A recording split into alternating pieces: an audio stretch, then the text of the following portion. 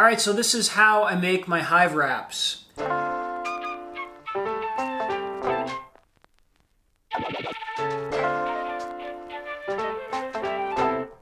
These are the tools you're going to need.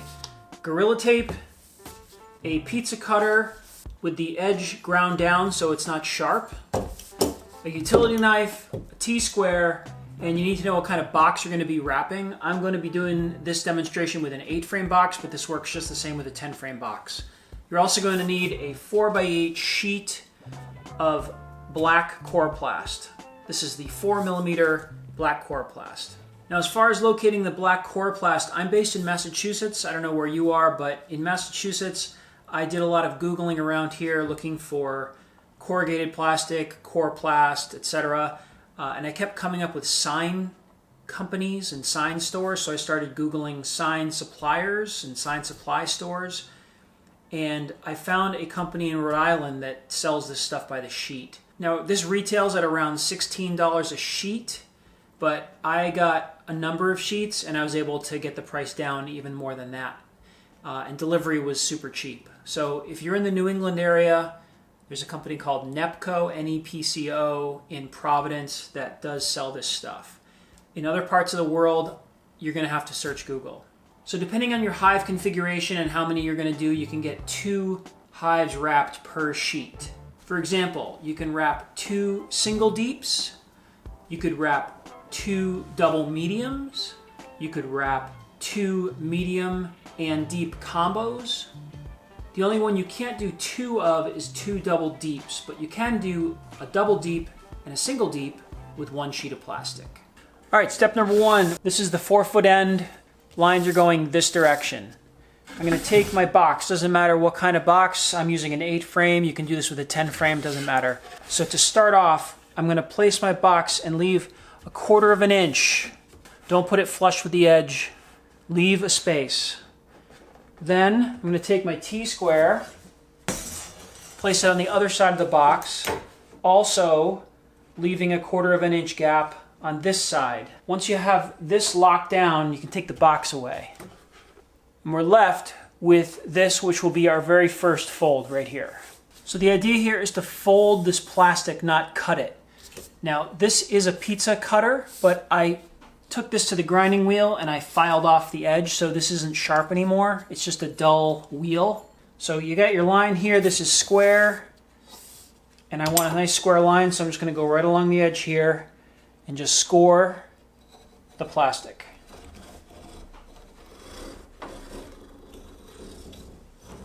I'm trying to break the ribs, sort of break them down.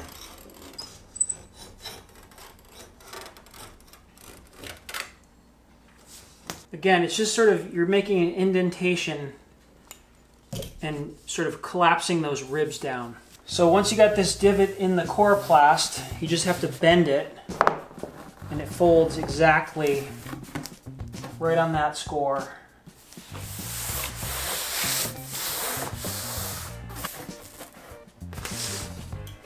Okay, now I'm going to take my box and put it tight up in this crease here. On the other side of the box, I'm going to give that 1/4 inch space and put my T-square back with a 1/4 inch gap on the other side. And then we're just going to score again.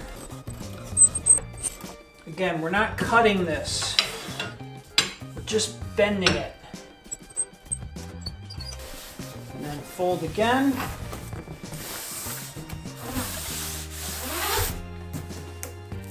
And then just one more fold. Don't go any more than a 1/4 of an inch, but definitely leave a 1/4 of an inch on this end.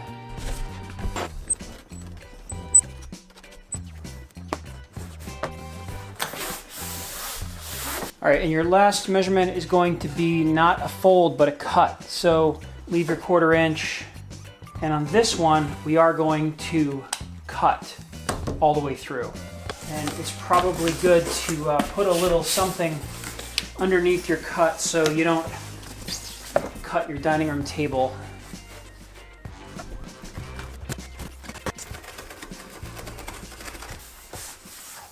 So what you're left with here is basically 2 wraps. So the next step is to measure out your hive that you're going to be wrapping. All right, so this year a lot of my hives are a bottom board, a deep, a medium, a shim, and a Vivaldi board. And when you measure from the ground, we are at just under 23 inches, which means out of this one sheet of Coroplast, I can split it right down the middle and get 2 wraps from one sheet.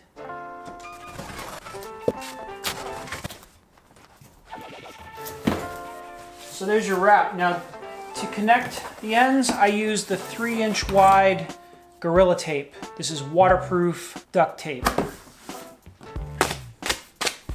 So I just take a piece wider than the plastic and then put it right underneath.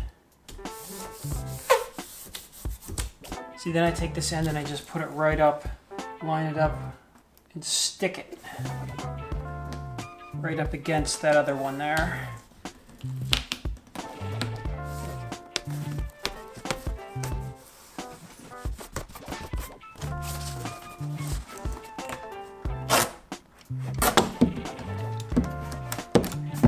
And I'm going to do one on the inside.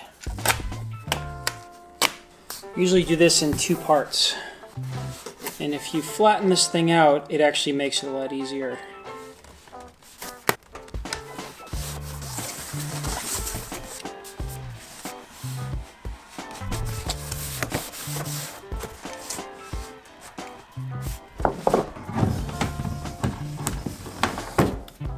Now I like to cut a little bit out of here to give a flap to the front entrance. Maybe 7 or 8 ribs. And just fold this up.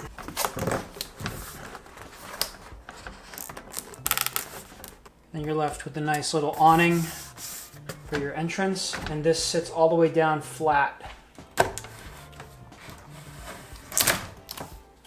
I trim this off right to the Vivaldi board, but when I put my cover on, my covers actually don't fit around this plastic. I can't get my outer cover over this plastic, so I'm going to trim down another maybe inch on the sides so that my cover will fit flush.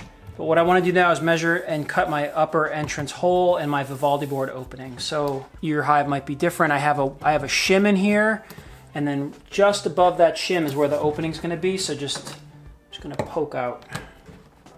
I know that's where my upper entrance is going to be.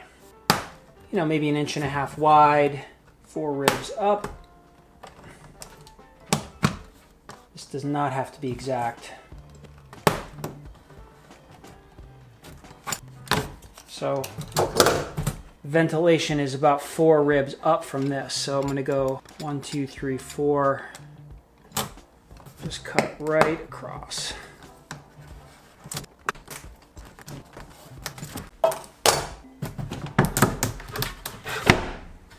Lower entrance, got a nice little awning.